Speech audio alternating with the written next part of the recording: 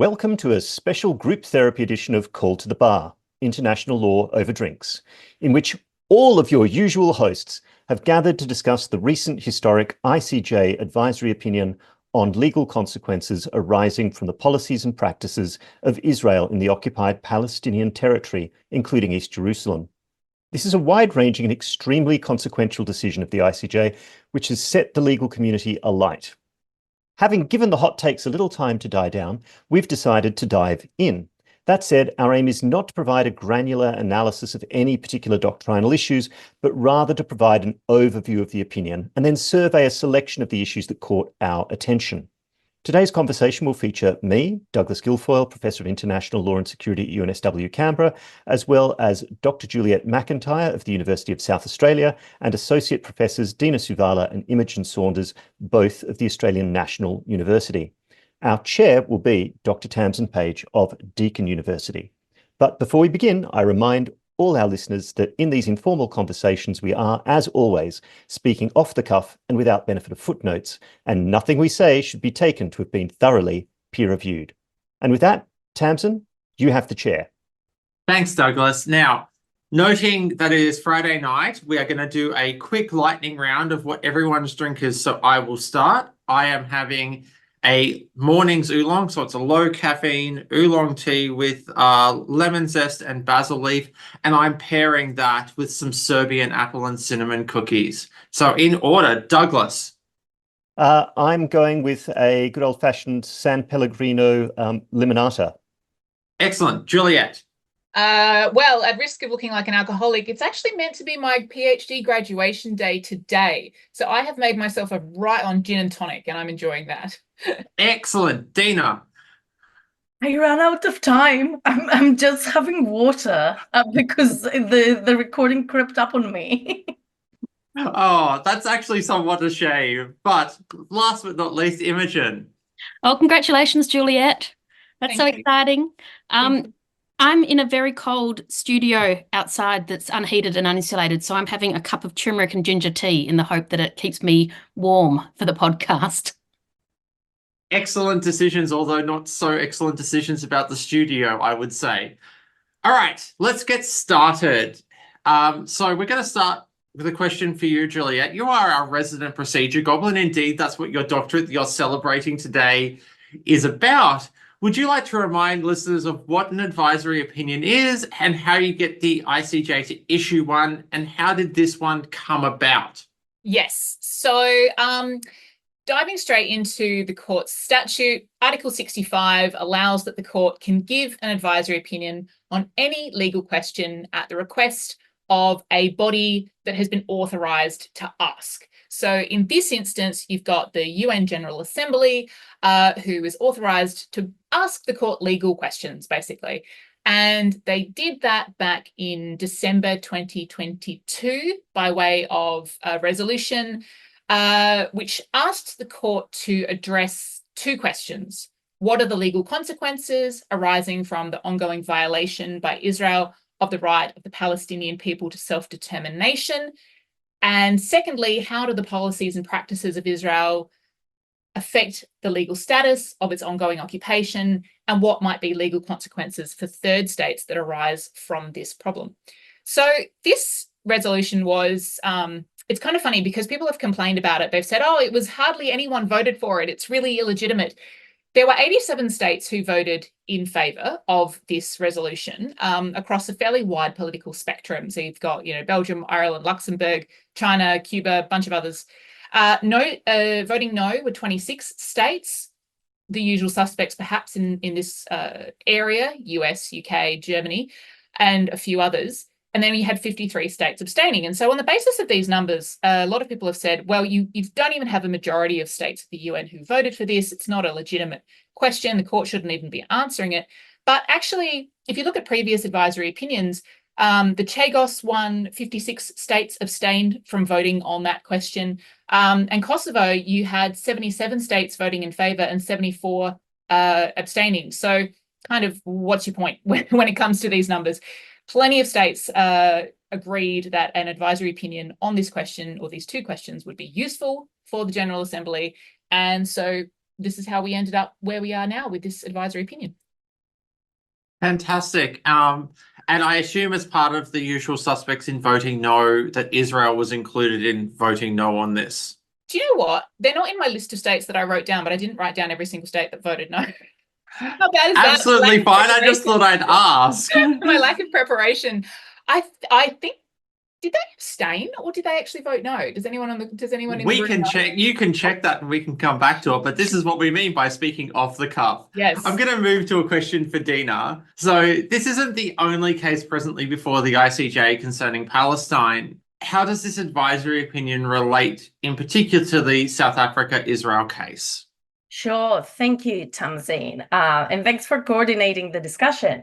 So, yes, these are nominally two very different cases, right? On the one hand, you have an advisory opinion in which, of course, very, very nominally, it is not binding, but of course, it's extraordinarily authoritative statements about international law, especially given the huge majorities on all answers. And on the other hand, you have a contentious case brought, as everyone knows, by South Africa against Israel. And they're also different insofar as they implicate different rules of international law. Right. The contentious case is based only on one treaty, the Genocide Convention, whereas the advisory opinion surveyed a broad range of legal fields, including international law for the use of force, international humanitarian law, the law of self-determination, and so on and so forth.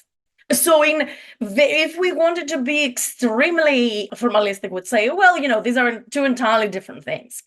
And indeed they are. But I think what will be relevant further down the line is that the court made a number of determinations about facts and about law that I would expect will be highly relevant come the merit stage, if we reach a merit stage in the contentious case, right? So just to give a off the top of my head example, in paragraph 243 of the advisory opinion, where the court is discussing permanent sovereignty over natural resources as part of the right to self-determination, the court makes reference to the condition of dependence when it comes to natural resources, but also when it comes to basics like food and water between the occupied territories in Israel, and in particular, the calculated construction of the situation of dependence by Israel as a violation of Palestinians' right to self-determination. Interestingly, in its application and initiating proceedings, South Africa makes also very strong references to this dependence, right? It says, to understand what the calculated infliction of conditions of life intended to destroy the group in part or in whole are, you need to understand that even before the 7th, the 8th of October, Gazan Palestinians lived in a calculated situation of dependence towards Israel. And again, especially towards when it comes to food and water, right? So we don't know if the court will give the legal significance to these facts that South Africa does, because South Africa says that this is part of the actus reus, but also perhaps indicative of the mens rea of the crime. We don't know if the court will endorse this, but we know that the court has endorsed the factual assertion that this is a calculated imposition of dependence, and in fact is a calculated imposition of dependence that implicates a collective right, the right to self-determination.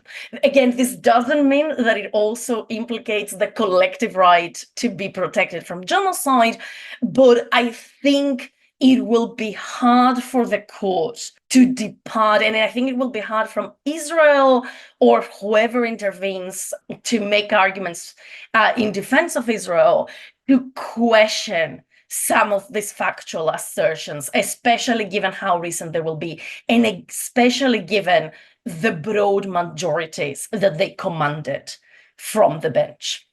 Fantastic. That's a really helpful insight for all of our listeners on the relationship between these two matters. So we're going to move on to Imogen, and if you could give us kind of an overview of what the headline findings of the advisory opinion were for our listeners. Thanks, Tamsin. So, I mean, the court covered many issues, and I'm just going to sort of pull out some of them.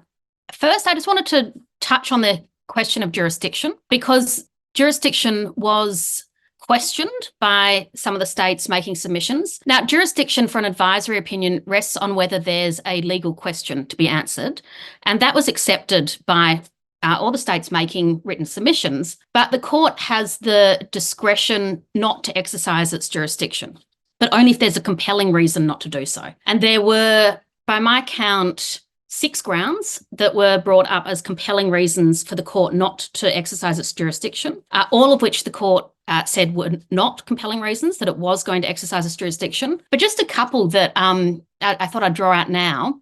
One was that a ground alleged was that an advisory opinion here wouldn't actually be of assistance to the UN General Assembly, keeping in mind that the UN General Assembly was the one who requested this advisory opinion. And the court basically said, look, we're going to let the UN General Assembly make up its own mind. And if it requested the advisory opinion, then we think it wants the advisory opinion, and we're going to go ahead and give it. Another was that it would impede or be detrimental to the UN Security Council in its deliberations.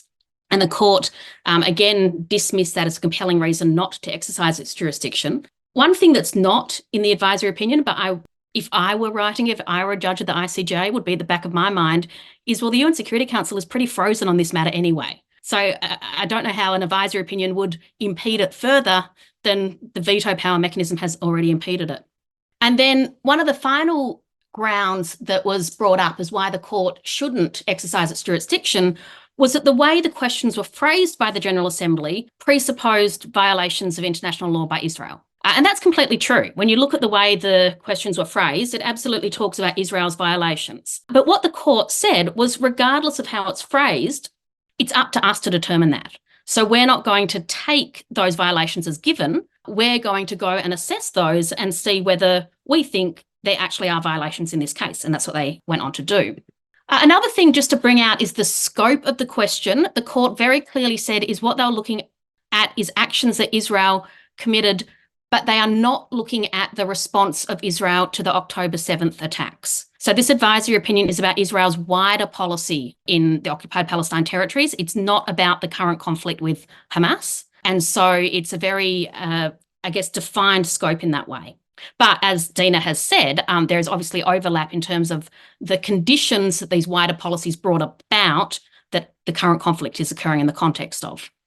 Another thing to say that's interesting is what Palestinian territories the advisory opinion looks at, because there was an earlier advisory opinion on the construction of the wall, and that just looked at the West Bank and East Jerusalem in that advisory opinion. In this advisory opinion, the court is also looking at the Gaza Strip. And it's doing so because, as it said, notwithstanding the fact that at least before October 7th, Israel had withdrawn its troops, there was no military occupation or occupation on the ground of Gaza. The fact is Israel still remained capable of exercising elements of authority and control. And as long as it did that, which includes control of borders, control of movement of peoples, collection of import taxes, control of resources, as long as it did that, then it still has a duty as if it were, or as if it is still in occupying state. So with those preliminaries out of the way, what were the headlines of the advisory opinion? So the court then turned to the legality of Israel's occupation. It considered whether the consequence of the fact that the occupation has been so long, it's been for over 57 years, as the court noted, and the court said that it doesn't change any of the duties. There's still a duty to administer for the benefit of the local population. It then looked at Israel's settlement policies. Now, these settlement policies had already been found to be in breach of international law in the Wall Advisory Opinion, and the court essentially reaffirmed this decision and also extended it to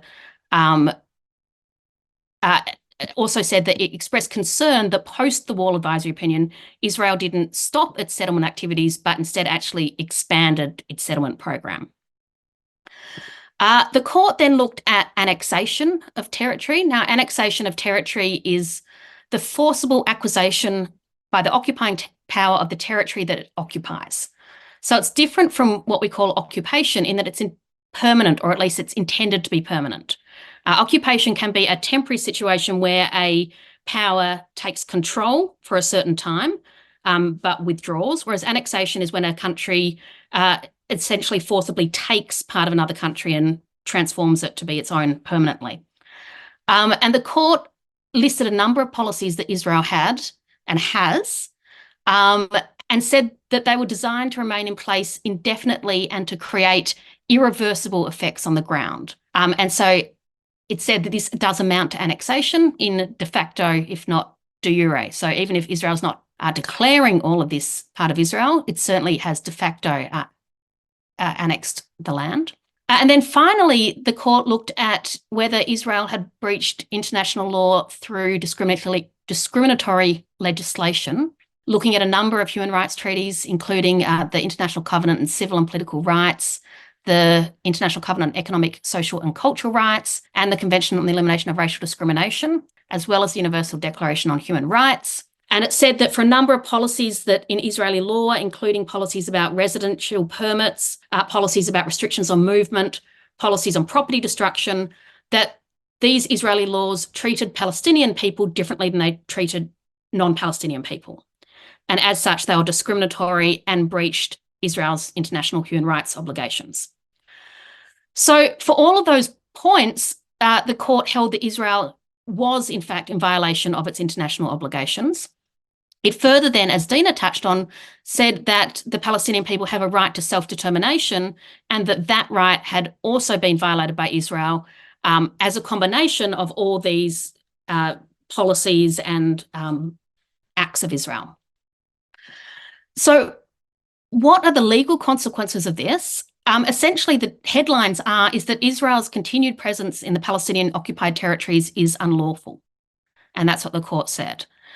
The court was very clear, though, to say that notwithstanding that, even though Israel is there unlawfully, while it remains there, it is still bound by its international law obligations. So being there is unlawful, but while it stays there, it must continue to comply with international law, including the international law duties and conditions of occupation. And then the court directed what Israel must do to come into compliance with international law, including ceasing all new settlement activity, repealing all discriminatory laws, and providing full reparation for its breaches of international law, which includes restitution, which includes return of land that had been, and land and property, I should say, that had been unlawfully seized. Now, given Israel's non-compliance with the Wall Advisory Opinion, whether it follows any of these will be interesting to see, but nonetheless, it was a very, very clear statement in the advisory opinion. The last thing to say, and I think Juliette might touch on this a bit later as well, but the court also directed what other member states had to do in respect of the situation. And the one thing it said is that other member states can't recognise this situation as lawful, given this advisory opinion. And I find that interesting because it brings to my mind echoes of Australia's position with regard to East Timor following Indonesia's annexation of it. And of course, Australia ended up having proceedings brought against it because of its recognition of Indonesia's unlawful annexation of East Timor. Fantastic. That's a really good synopsis for our listeners about what the headlines were. So building on this, Douglas, can you tell us what makes an occupation illegal? And given what we've heard around the laws in place in Israel and how that relates to international law, can we now call Israel an apartheid state? Okay, so two big questions. The significance of occupation is obviously that since 1967 and the end of the Six-Day War, Israel has occupied the Palestinian occupied territories and a large part of the legal justification for the policies and practices we're discussing is, no, we're not fully sovereign, we haven't integrated this, it's all occurring under the law of occupation. So the critical bit here in the advisory opinion is paragraph 261, which I'm just going to read in full.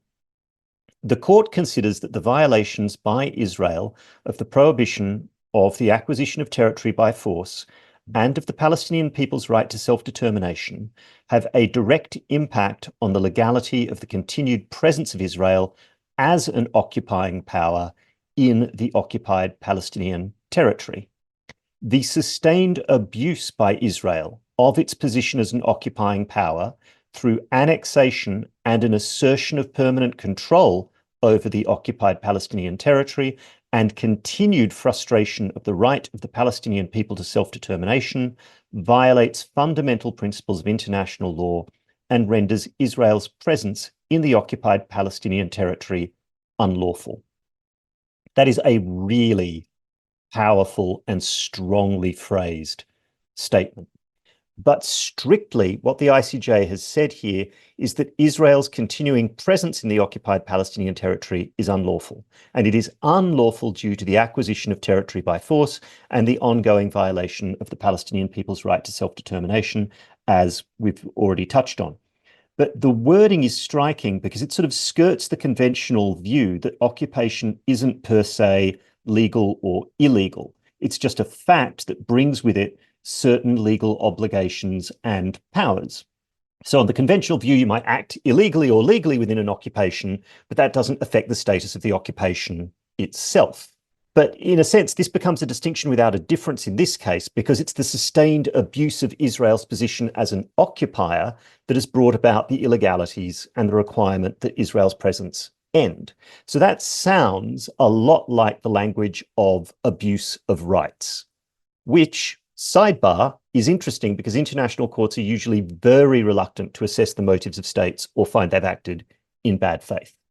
So in sum, the occupation has to end because Israel has abused its position as an occupier to violate the rights of Palestine, either as a state or as a people or as a self-determination unit. Now, some have said this ignores possible arguments that there's an alternative justification for the occupation, usually framed in terms of Israel's security concerns or the Oslo Accords.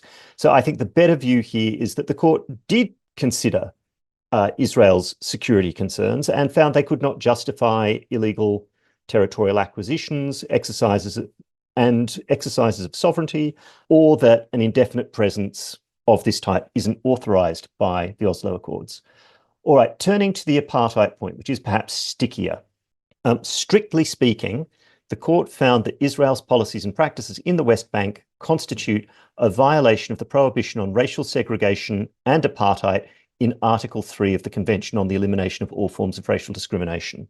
So this leaves open an argument as to whether the court found only racial segregation or made a finding of apartheid as a graver form of racial segregation. The ambiguity probably reflects the need to attract consensus among the judges, and we see this in the separate opinions. So Judge Taladi believes the court made a finding of apartheid in terms. Judge Nolte thinks the question was left open, and Judge Iwasawa appears to agree with Nolte. So part of the problem here is that while there is a definition of apartheid as an international crime, there is not a clear definition of apartheid at human rights law. That said, let's be clear about what the court found on the facts. It found that in the West Bank, there is strict physical separation between settlers and Palestinians, that settlements benefit from infrastructure that Palestinians may not use, such as roads, that there was differential access to water, with Palestinians frequently receiving water that is either insufficient in volume or quality, and that a different system of law applies to each community, that the ordinary law of Israel applies to Israeli settlers, and the law of occupation applies to Palestinians. The court also found in respect of each of these measures that they were either unjustified by or disproportionate to any legitimate public aim and were not otherwise justified by powers conferred under Geneva Convention 4 on the law of occupation. Now, in a common sense way, that sounds a lot like apartheid, right? Or in the language, admittedly, the criminal provisions of the International Criminal Court Statute, It sounds like an institutionalized regime of systematic oppression and domination by one racial group over any other racial group or groups. And I'm sure we'll come back to this in discussion, but I'll leave it there. Fantastic. Dina, you wanted to chime in briefly around occupation. Yeah, very briefly, I thought that was such an interesting reading of what the court said by Doug, and I think that's definitely one of the two. My reading was slightly different. Like, my reading is not an abuse of rights sort of reading, is more like occupation is just a factual situation that cannot be lawful and unlawful vis-a-vis international humanitarian law. This doesn't mean that it cannot be lawful and unlawful vis-a-vis other parts of international law. For example, the laws of self-determination, right? And I have like, that's my more like formalistic argument, and my more like historical theoretical argument would be IHL might be agnostic about the presence of an army and the control of a foreign territory by an army, but the law of self-determination and the law of decolonization is not agnostic, right? That's a weird situation we're dealing with here, in which IHL treats occupation as a fact, whereas the law of decolonization doesn't. The law of decolonization treats it as a normatively condemnable situation. I'm not saying that my reading is the correct one and Doug's is wrong, but I think both readings are open based on what the court said. Just to add one point on that, look, I would agree with all of that. And to some extent, I'd say that the arguments are two sides of the same coin, right? Like, the occupation is giving rise to legal consequences in other branches of the law, but to some extent, it starts with the abuse of powers conferred under Geneva Convention 4.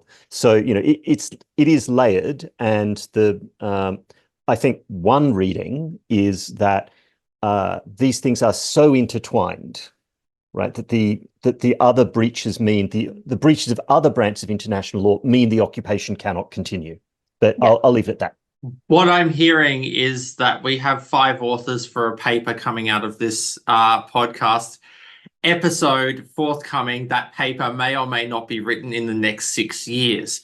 All right, moving on to where we're going. One of the notable things about the advisory opinion is most points were decided by votes of 14-1 or 12-3 or 11-4, which both suggest a high degree of consensus, but also probably explain some of the ambiguous drafting in an effort to attract that consensus. What gives us a peek behind the scenes, an indication of where disagreements were, or where some judges would have gone further, is the separate and dissenting opinions. So starting with you, Juliette, what do we make of the dissenting opinions of the naysayers? Which judges were they, and what do we make of their positions? Yeah, so there's two separate opinions I want to talk about. There's 14 in total, right? Judges writing separately and jointly, and sometimes both of those things. But the first one that sort of comes across as a dissent is the joint opinion of Tom Carr, Abraham and Orescu. And this one is interesting because while it looks dissenty, it's actually not really that bad. It's mostly a call for some additional detail and nuance in the opinion that they think would have bolstered the final conclusions. Because one of the things that they find, and on this point they are sort of in dissent, they say, look, we agree that the practices and policies of Israel in respect of the occupied Palestinian territories are unlawful, but we don't agree that that necessarily renders the occupation itself unlawful. We think that the occupation's status is a separate question. So they're not willing to go quite so far as the court did in saying that the abuse of this occupation, or like Judge Youssef did, the length of the occupation alone renders it unlawful. They said that's a separate question that needed to be assessed on its own merits, and the court didn't do that. We would say that there are problems here, but we haven't turned our minds to it sufficiently. What they did say was that certain policies and procedures amount to annexation. So particularly in respect of Area C, which is a part of the West Bank, they said probably not the whole West Bank based on the evidence that we've seen, but certainly this particular part of it, there is annexation happening here. So that is clearly unlawful. And they were perfectly willing to find that. So to a certain extent, I kind of read their opinion as, yes, it would have been useful perhaps to have more detail on the distinction between these various points. And look, the opinion was rendered very quickly. Maybe it was a little bit too rushed, and maybe some more time spent on some of these issues would have been helpful. But yeah, they're not really fully disagreeing. At the end of the day, when it comes to this major question of annexation, they're like, yeah, it's totally annexation. And so in terms of the consequences then for Israel having to withdraw or undo that wrongful act, consequences for third states in not recognizing that annexation and so on and so forth, to steal Douglas's phrase from earlier, it's a bit of a distinction without a difference, really. The other thing that was interesting that they said, which is that the Oslo Accords needed more attention, and so to various Security Council resolutions related to the Israel-Palestine conflict. Now, the reason this is interesting is because they don't say, oh, actually, this whole area is governed by those and we shouldn't be dealing with it, which is what Judge Sebatindo says, and I'll come to her in a minute. They say, actually, these Security Council resolutions are binding. They say, despite the fact that they're not explicitly under Chapter 7, they use binding language and they ought to be upheld as binding resolutions. And the Oslo Accords cannot be implemented without respect for international humanitarian law and international human rights law. And so the court ought to have talked about these more as a way of bolstering its view that these activities are unlawful. So even though they were technically in dissent, I think actually they weren't really that far off the majority's view. So would we call them more of a minority opinion rather than dissenting opinion in your view? Yeah, I think so. Absolutely. I mean, they do clearly disagree on this question of the overall illegality of the occupation, but besides that, they're fully on board. Judge Sebatindo, very different story. Goodness me.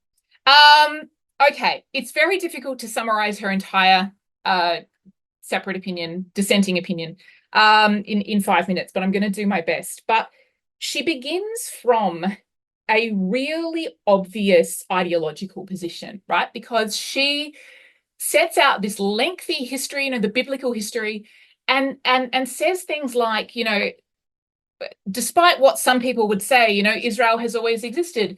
And it's like, well, I mean, the Bible talks about Israelites. Like, I don't think anyone's actually really suggesting that Israel doesn't exist at this point in time. It's there, it's very real. And then she's extremely dismissive of the Palestinian side of the story. She talks about, she quotes from, very selectively from certain historical sources saying that, there is no such thing as Palestine in history and all of this. So, I mean, we've got a rather obvious ideological starting point, but that's not even actually my biggest problem with her decision, right? That's fine. She can have those opinions. It's a really bad judgment. I'm sorry. I just have to say that it's not good law for a number of reasons. So one of them is to do with her approach to the submissions and the court's responsibility to decide this question. So Imogen talked about the court having the ability to deny rendering an opinion if it's inappropriate to do so. Sebatindo says we ought to have done that because this conflict can't be resolved through judicial settlement. And she said this a couple of times in the South Africa one as well. She's like, the court shouldn't have anything to do with this. It should be negotiated between Israel and whoever else is involved, because she doesn't necessarily recognize the existence of the Palestinian state. And that's another thing I'll come to. She says that needs to be settled by negotiation. Now, this is just a bizarre thing for her to say, I'm sorry, because this is what courts exist to do. When you've got parties who are in dispute about rights to territory or internationally wrongful acts or whatever it might be, that's why you go to court.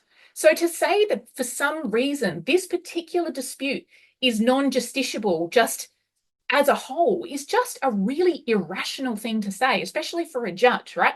There is law that applies and the law can, not necessarily resolve the whole dispute, but it can, put certain blocks into the overall house of sorting the problem out. So that's really strange. And she also complains a huge amount about the one-sidedness of the submissions. And again, this is a really weird thing to say because, for starters, have you ever read a pleading? They are so one-sided. I mean, that's the point of a pleading. You are putting your position across. That's what you think. But the other weird thing to say is that she's like, oh, there's limited information. We can't decide. We shouldn't be touching this.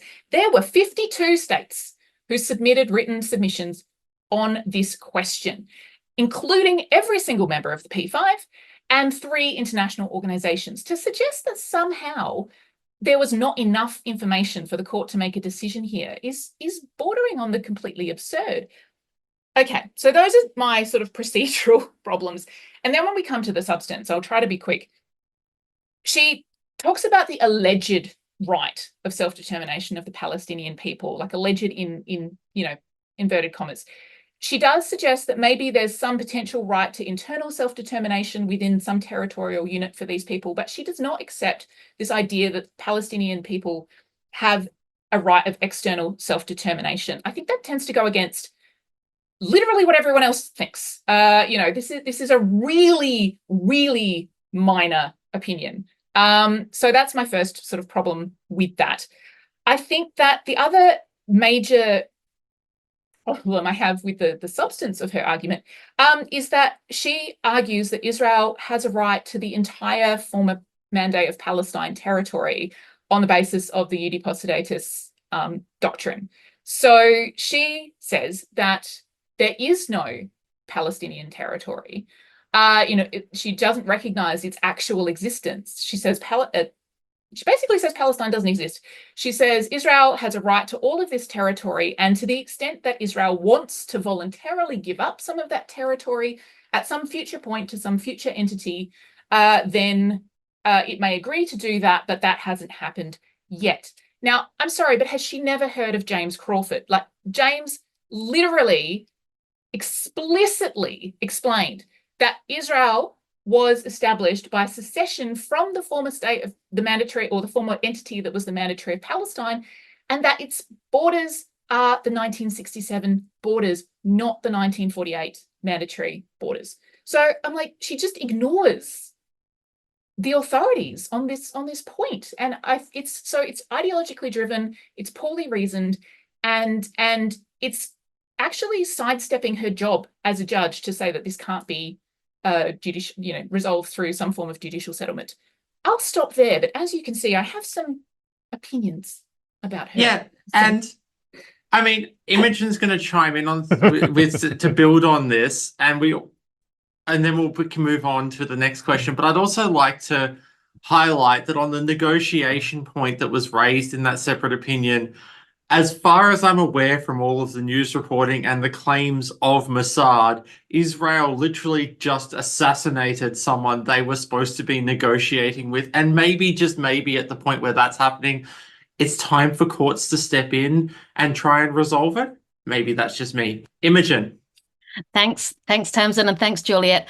I just wanted to chime in with the information point. I completely agree with you, Juliette. There was more than enough information before the court. But, and Israel itself did submit a written statement, and the court pointed out that although they were mostly about jurisdiction, there was some information to be gained or gleaned from that statement about Israel's security policies. But, it's not uncommon that a state that is trying to prevent a judicial proceeding from happening might also be the state that controls the information that is needed for that judicial proceeding. And then that same state says, oh, but you can't go ahead because you don't have the necessary information, which we're not giving you. And this occurred in the World Trade Organization in the case of Russia traffic in transit, back when the appellate body was functioning, when Ukraine brought a case against Russia, and Russia said, we've got a legitimate security exception, but we're just not going to tell you what it is.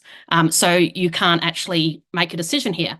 And the appellate body very sensibly looked to external information.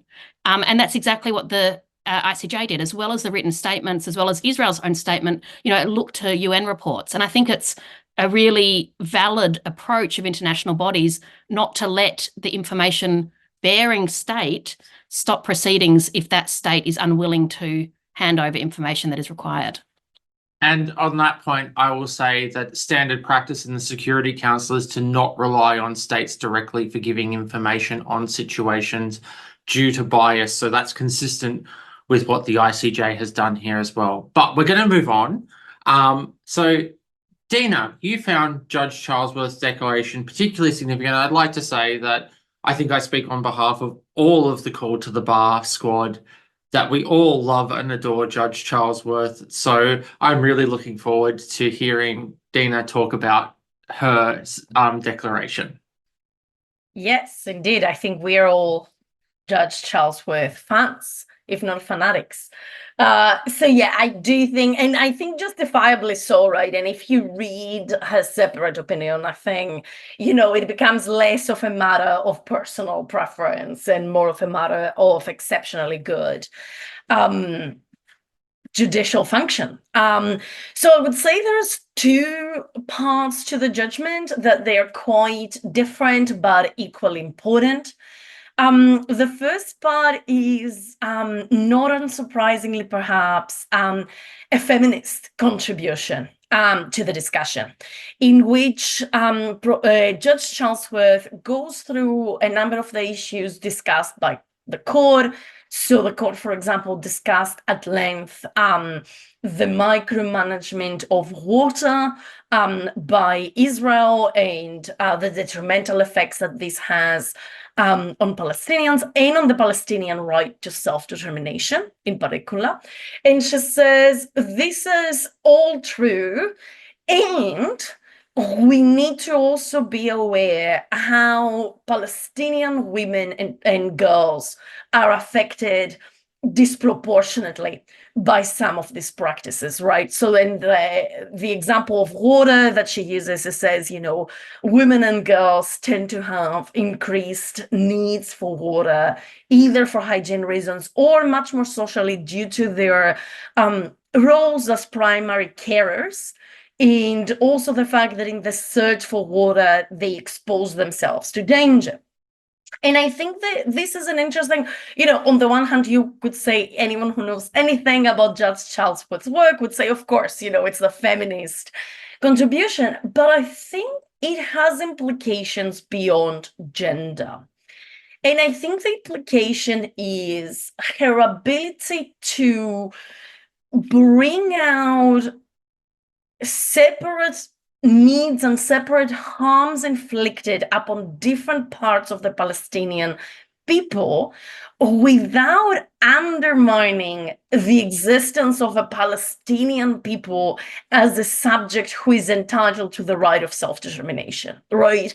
It's a way of thinking about groups beyond or below the nation in a way that creates additional legal obligations, either for Israel or for third states, rather than disintegrating the unit, as I would say Israel tries very often to do, right? If not as a matter of law, definitely as a matter of rhetoric. Very often we hear Israel and its supporters invoking the rights of women or the rights of sexual minorities in Palestine in order to undermine the Palestinian claim to self-determination, right? Whereas I think Judge Charlesworth, apologies, finds a way to reach beyond, this unitary thing called the state, but in a way that creates additional obligations for Israel and other states. So that's the one.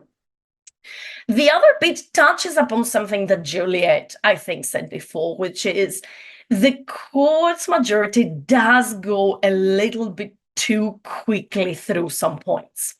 I don't know if that was a matter of time that they issued the opinion quite fast, or if it is a matter of consensus, that this is what they could reach consensus on. So Judge Charlesworth took some time to elaborate some jus ad bellum points, right, about the unlawfulness of the occupation. And there is some very interesting statements there. She states very clearly that the precondition, she takes on seriously this argument about Israel's security, right? And she says, well, look, you cannot invoke security or much more precisely legally, self-determination, if the attacks that you are trying to stop are attacks the sole purpose of which is to make the occupation stop. Basically, it is not a legitimate reason to continue an occupation, to stop uses of force that aim to bring the occupation to an end. And in the process, which sounds quite obvious, right? Of course, that's instinctively true, but it needs to be said. And I think in the process, it says also something very important, which is she doesn't go as far as saying that Palestinians have a right to use violence to bring about the end of occupation, but it says that Palestinians are not prohibited by international law from doing so. So she doesn't go as far as saying there is a right to armed resistance, which is an argument, as far as I know, only the People's Republic of China made during the oral proceedings. They make that argument as a right. She doesn't say that, but she says they all occupied populations owe no allegiance to the occupying force, and therefore they are not prohibited by international law from using force. And I think this is really interesting as a statement about how violence by Palestinians and by other occupied peoples is framed in international law and also in international, politics and discourse, right? I think she's making a really interesting point, which is, of course, IHL applies. That goes without saying. But she pushes, I think, intentionally or not, against the idea that any use of force by Palestinians is presumptively unlawful and illegitimate under international law. And I think she rightly concludes that it simply isn't. I'll stop here. Thanks for that, Dina. And I would just, on your point of the feminist judgment, recall I had a conversation at a feminist conference on international law with an ITLOS judge who commented that she wouldn't know how to make a feminist judgment on maritime delimitation. And from what you're saying, Judge Charlesworth's declaration would be a great starting point for what that might look like.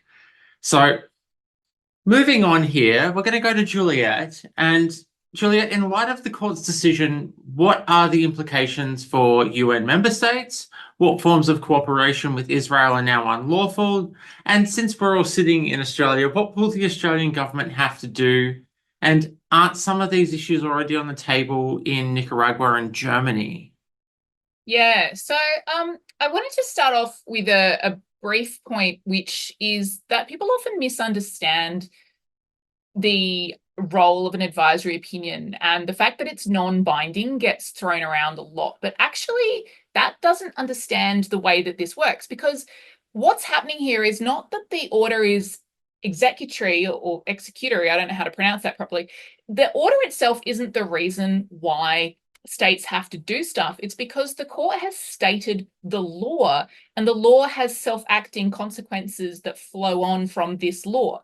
So what's happening here is not that states are being bound by what is supposed to be a non-binding advisory opinion. It's that the law has been broken in certain respects. The court has observed that, has stated this to be a fact, and now certain consequences automatically flow from that. So what are those consequences for third states? Well, there's a few, but one of the more interesting ones I think relates to trade, because a lot of agricultural products that are labeled as coming from Israel actually come from the occupied Palestinian territories. And so for third states, they're now under, I think that the order that third states have to distinguish in their dealings between Israel and Palestine territory, I think that now means that you have to make sure that when you are importing products, whatever it might be, agricultural products, that you have to make sure that those products are coming from the place they've come from, and you can't buy Palestinian products through Israel anymore. So that would be one, I think, sort of immediate consequence that is obvious to me. Another one that's interesting is to do with diplomatic missions in relation to Israel. So there's already at the ICJ a case about the US moving their embassy into Jerusalem. And this has very direct implications for that, because the court has said, well, no, that's occupied or annexed territory, and you can't recognize that as Israeli territory. So in a way, that case is not active, like it's on the pending list, but nothing is happening in it. But the court has kind of already answered the question about whether or not that movement of that embassy is legal or not through this advisory opinion. So it's sort of become moot, actually. So there are those particular obligations. And then, of course, there's the more general obligation just not to recognise as lawful any of the consequences that are arising from this. So not recognising any change to Israel's borders from 1967, not abstaining in entering into any treaties that might somehow solidify this. And then you mentioned the Nicaragua case, which is Nicaragua against Germany at the ICJ. And so that case is a little bit different, but it raises similar sorts of points, because there Nicaragua is arguing that Germany has breached its own obligations by providing arms, for example, to Israel, knowing that Israel may well be committing a genocide, and that would be in breach of the Genocide Convention. Now, that, I think, is still a live question for all states who are supplying arms or arms-related materials to Israel. But I don't know that it necessarily ties directly into this advisory opinion, except to the extent that, as explained by Imogen at the start, this may well end up being sort of linked, because the facts that have been established here may end up providing the basis for a finding that genocide is being committed in Gaza. I think what I would say is, if I was advising the government in Australia, I would be like, red flag, red flag. We really should not be engaging in, or we should be minimizing our diplomatic contacts with Israel as much as possible, and using our connections with them to put pressure on them to actually do what the court has told them to do, which is to withdraw their settlers, pull out of those territories and make reparation. I'm not suggesting our government is going to do that, but that's what I would be telling them they ought to be doing. Yeah, I would be inclined to agree, but that's just me, and the government historically probably won't listen to me on this one either. So, Douglas, what does this do to Israel's international standing and the arguments it's been putting forward about Palestine? Does it shift the dial any further on the recognition of Palestinian statehood, or have any implications for proceedings at the International Criminal Court? Noting, I think, that on the question of recognition of Palestinian statehood, we're at about 147 states that have recognized things, and really, this shouldn't even be a question. Right. No. And look, I'll come to that point first, actually. I mean, Palestine is already overwhelmingly recognized as a state and would be already a full UN member if it were not for a US veto. So that said, I think it's pretty obvious, if we look at the advisory opinion, the court skirts the question of whether it's discussing Palestine as a state or as a proto-state in the form of a self-determination unit.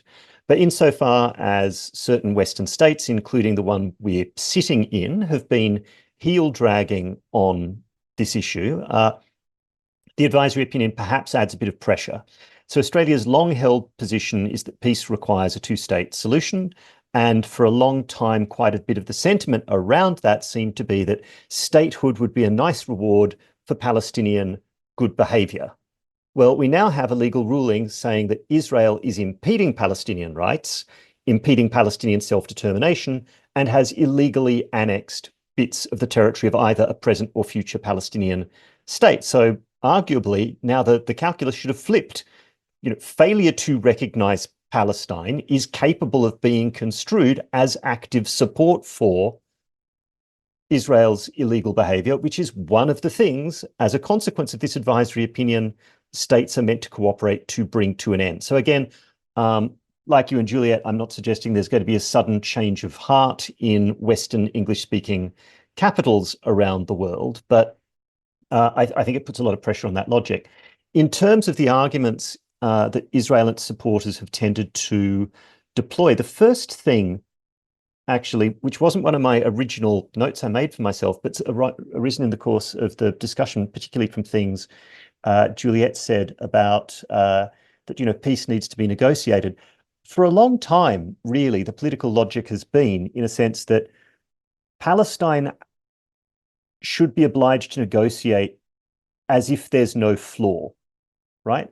As if sovereignty is just whatever they will get at the end of negotiations. There is no baseline set of rights to which Palestine is entitled. And I think that logic is now just out the window, right? Like the court has said, no, the Palestinian entity, however we define it, has rights that are being violated. You don't get to just negotiate those away or presume they don't matter because at some future point, negotiations will have an impact. So for me, this is the emperor's new clothes moment for a lot of legal arguments that have been put either by Israel or some pro-Israel scholars. So there's been a long-standing rhetoric in this space of it's complicated, it's sui generis, there's a lot of history and detail, and my absolute personal favorite, you don't understand the Oslo Accords. Right? The court has now kind of said to all of that, no, it's not that complicated. This is an ordinary exercise of legal reasoning. We ascertain the facts, and on the information available, I'd agree with everything everyone's already said, but some paragraphs are like the readability is severely impaired by the sheer number of UN documents and reports they cite. Like this is like an amazing graduate student essay where every sentence has a footnote and every footnote has 3 sources, right? Like they did not want to get this wrong. But the court has said, we ascertain the facts, apply the law, pull the lever, here's the results. And they are plain on their face. Now, as to the ICC, just a few quick points. The ICJ's pretty progressive view on occupation, which we haven't really discussed that much, may, as Dapo Akande has pointed out on a rival podcast, make it easier to claim that some of the war crimes charges in any case that proceeds at the ICC can be charged as having occurred in an international armed conflict. That's beneficial because the range of rules applicable in an international armed conflict is broader, and the logic behind that would be to say, there is an occupation. Occupation is governed by Geneva Convention 4. That's part of the law of international armed conflict. And therefore, anything that occurs within an occupation is governed by the laws of international armed conflict. That is not a view I subscribe to, but it's not a minority view and may therefore have consequences at the ICC. More interestingly, I think, I've been starting the long, slow slog of going through the enormous number of amicus curiae submissions put to the International Criminal Court regarding the state in Palestine. And some people of my vintage may remember an old TV detective show called Columbo, where a seemingly hapless detective, every time he left the room, would turn back with one final devastating observation. The last paragraph of William Shabbas's amicus brief is a Columbo moment, because sort of on his way out the door, he says, oh, maybe it would be a good idea for the prosecutor to add charges of genocide and apartheid to the crimes alleged against Israeli leaders.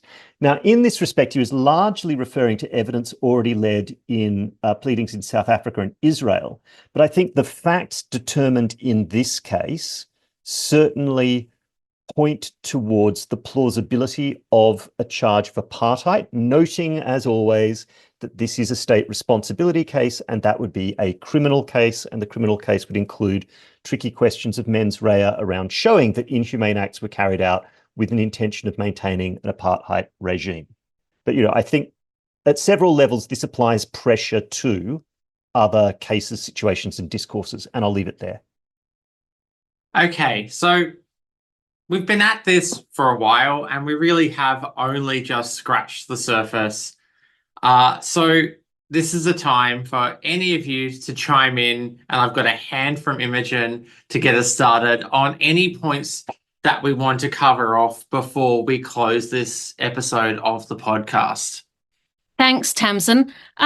Something that I just wanted to bring up that I touched on briefly at the beginning and has, I think, come up in other responses was this idea of a bilateral dispute, because I think one of the things that this advisory opinion has made very clear is that ICJ has rejected the notion that just because a matter that is being requested for an advisory opinion is a matter that two states are involved in, that the court will not exercise jurisdiction. Now, just to step back a moment for those sort of unaware listening of the history, the idea is that there's advisory jurisdiction and there is contentious jurisdiction of the court. There is an argument that goes, if a state has a dispute with another state, a bilateral dispute with another state, they should use the contentious jurisdiction. The advisory opinion jurisdiction is not meant to be used as a way of skirting around issues of consent when you can't use the contentious jurisdiction to get to the advisory jurisdiction instead. And, Australia itself has made this argument. But in a series of judgments, the Wall advisory opinion, the Chagos Island advisory opinion, and now this advisory opinion, I think the court has made very clear it's not going to take a narrow view of saying just because a international legal situation involves two states, it is a bilateral dispute that is unsuitable for an advisory opinion. And I just wanted to give a shout out to another separate opinion, I think it is, a declaration, and that's a declaration of Judge Clady, the judge from South Africa, which I think is a brilliant piece of legal writing, actually. And I just want to read a bit he says, because the point he makes is that when we think about international law and we think about the idea of jus cogens violations, we think about the idea that there are some things that are fundamental to humanity. It's actually quite insulting to say that violations of these kind of laws could ever just be a bilateral dispute between the two nations involved. And what he says is, how can a case where some of the most fundamental norms of international law, in particular norms of jus cogens, where they're at stake, be a bilateral dispute? I find it morally unthinkable that it could even be contemplated that what is happening in Palestine is a purely bilateral dispute. It is not. There is little that is bilateral about the situation in Palestine. With or without the United Nations special institutional responsibility, the deprivation of some of the most fundamental rights of a people is an issue which concerns all of humanity. There is little bilateral about a situation in which generations of a people are forced to live a life of subjugation and indignity as orphans without the rights that the rest of us take for granted. It's a powerful statement, and I think it's an indication generally of this idea that bilateral disputes will not be viewed under this narrow lens, that there are wider norms of international law that do affect everyone in the international community, not just the states involved. Thank you so much for that addition. And that's a really, as you said, really powerful quote from that declaration. We're going to move to Dina. You had a couple of things you wanted to add? Just to what Imogen said, but before I say what I wanted to say, later on in that declaration, Judge Tudley also talks about what he sees as similarities between Palestine and the Bantustans where he was born.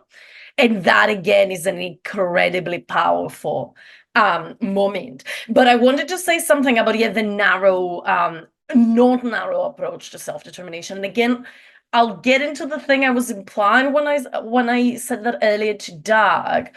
I think what you could argue it on the very normative way that the South African judge does.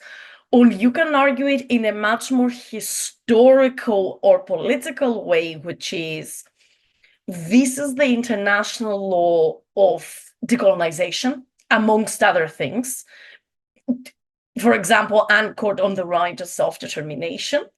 And this law was developed both very concretely under the auspices of the UN General Assembly. The UN General Assembly has always been involved with decolonization, but also in particular, it evolved, as Imogen said, fundamentally as a matter of concern of the whole of international community, right? Even if you don't subscribe to the very particularly universalist and moral language of the South African judge, it is a historical fact that the law that emerges under decolonization to regulate decolonization did not see decolonization as a bilateral matter between the colonizing power in the colonized people, right? And I think that's why I'm getting back to it, because I think what we, very often in the textbooks that we teach, there is this passing references in which say, oh,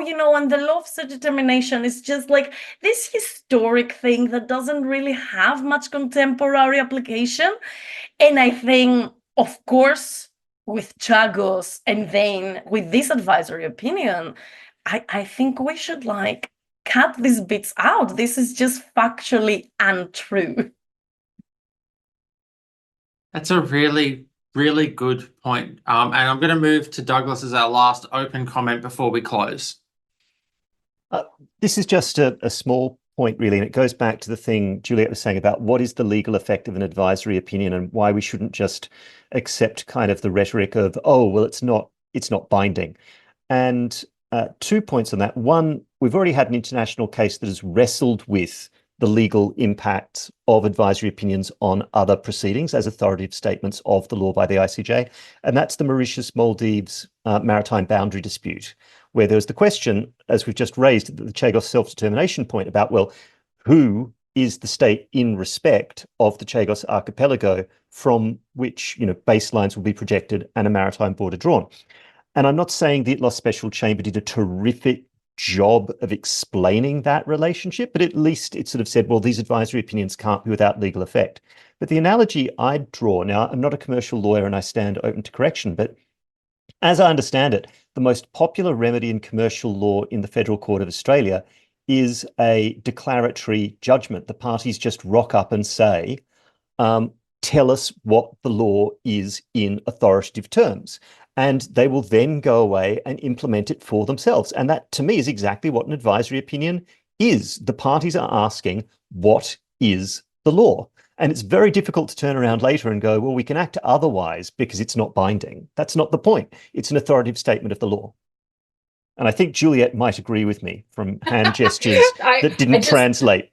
I just did hermit hands because yes, I mean the ICJ issue, the majority of the decisions that the ICJ issues are declaratory judgments, right? Like this is their bread and butter, and there's really not that much difference between an advisory opinion and a declaratory judgment. The only difference is that the advisory opinion is going to an organization that isn't bound to follow any executory orders or any executory results, I should say, because it's an organization, not a state. The states have responsibilities to follow through with doing what the law tells them to do. But the UN General Assembly as an organization doesn't. The court is just saying to the assembly, this is what the law is. You asked and here it is. But this happens all the time. On the question of the UN General Assembly, did you discover how Israel voted on that resolution? Oh my God, no, because I totally Googled it in the background and I still can't actually find it. Wikipedia is not being helpful and neither is any other form of Google search.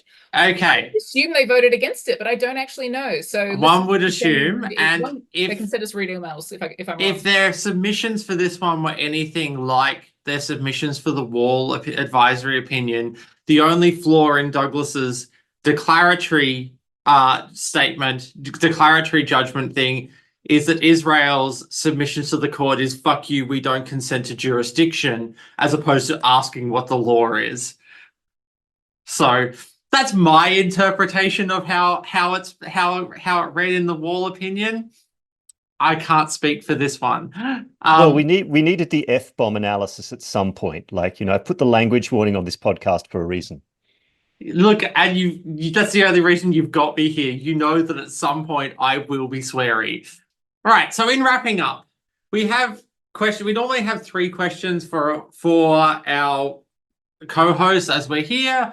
But as this is, getting the whole gang together, and all cast our album recording, there's not really time to go through it all. Dina has already answered this question in episode 8, so she's off the hook.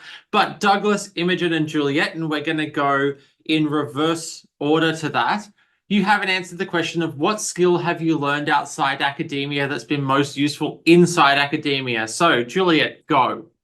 Well, I wish you'd done it the other order because I really am struggling with this question. And look, learning how to rap in Korean hasn't been particularly useful, even though it has come up in class. But I would probably say my drama training, so I have a degree in theatre as well as a law degree, and that has actually proven useful time and time again. I'm not suggesting every academic needs to be an actor at the same time, but there is a performance element, I think, to being an effective teacher of any subject.